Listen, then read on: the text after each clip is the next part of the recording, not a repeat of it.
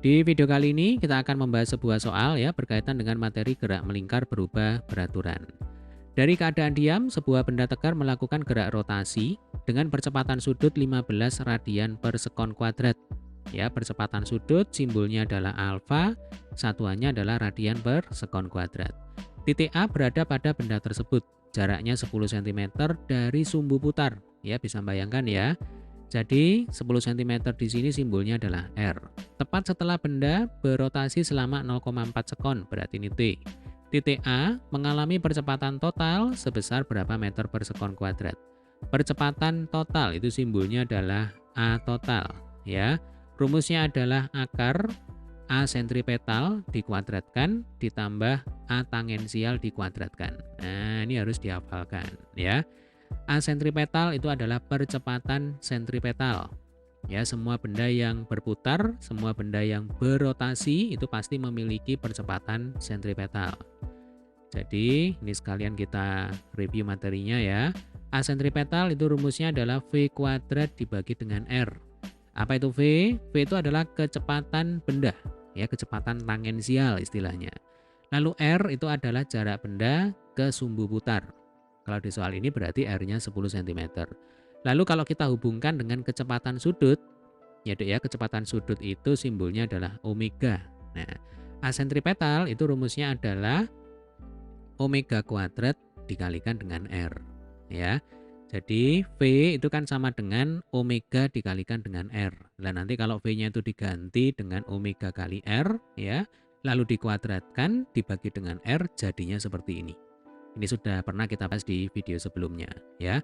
Semua benda yang berputar pasti memiliki percepatan sentripetal. Nah, selanjutnya di sini ada A tangensial, ya Dek ya. A tangensial itu rumusnya adalah alfa dikalikan dengan R. Percepatan tangensial ini hanya dimiliki oleh benda yang bergerak melingkar berubah beraturan. Sama halnya dengan soal yang akan kita bahas ya. Ciri dari benda yang bergerak melingkar berubah beraturan adalah alfanya tidak sama dengan 0. Ya, alfa itu percepatan sudut. Nah, sampai sini bisa dipahami ya. Oke, kita akan hitung dulu berapa besarnya percepatan sentripetal ya. Rumusnya yang ini, A sentripetal sama dengan omega kuadrat dikalikan dengan R. Nah, saya tulis lagi ya, omega kuadrat dikalikan dengan R. Omega ini adalah kecepatan sudut ya. Ini harus kita cari dulu.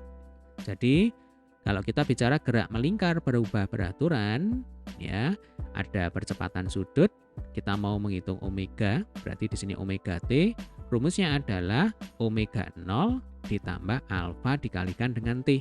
Ya, rumus ini mirip seperti ketika adik-adik menghitung kecepatan pada gerak lurus. Ya, gerak lurus berubah beraturan. VT sama dengan V0 ditambah AT, ya kan? Nah, tinggal V-nya diganti omega, ya, kemudian A-nya diganti alfa. Ya, langsung aja ini kita masukkan. Oh ya, karena benda mula-mula dalam keadaan diam, berarti omega 0-nya ini sama dengan 0. Ya kan, bisa dicoret. Terus alfanya sama dengan 15, ya, berarti 15 kali T. T-nya 0,4. Kalau 15 kali 4 itu 60. Nah, kalau 15 kali 0,4 ya berarti 6, ya kan? Nolnya hilang. Ini 6, satuannya radian per sekon. Nah, kita kembalikan ke sini ya. Berarti 6 kuadrat dikalikan dengan R. Ini R-nya kan 10 cm. Harus kita jadikan meter. 10 cm itu sama dengan 0,1 meter.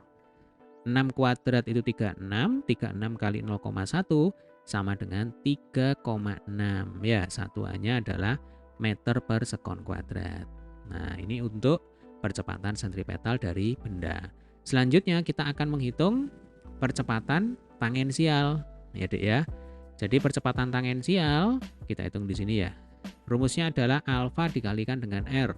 Ini gampang ya, alfanya 15 ya kan, terus R-nya 0,1 meter ya kan, yang ini tadi. Jadi 15 kali 0,1 sama dengan 1,5 ya, satuannya meter per sekon kuadrat. Berarti A sentripetal sudah ketemu ya Dek ya.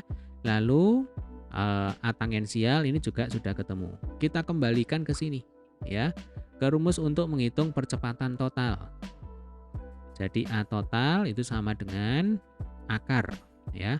Langsung aja kita masukkan angkanya ya, supaya nggak terlalu panjang ini videonya. Jadi A sentripetal 3,6, berarti di sini 3,6 kuadrat. Terus A tangensial ini 1,5, ya, berarti di sini ditambah 1,5 kuadrat. Coba kita gunakan kalkulator aja ya. Jadi kalau 3,6 di kuadrat, ya Dek ya, itu hasilnya adalah 12,96.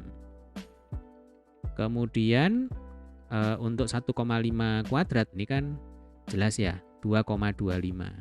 Nah, kemudian kalau 12,96 kita jumlahkan dengan 2,25 ya. Hasilnya itu adalah berapa ini? 15,21. Nah, akar 15,21 ya.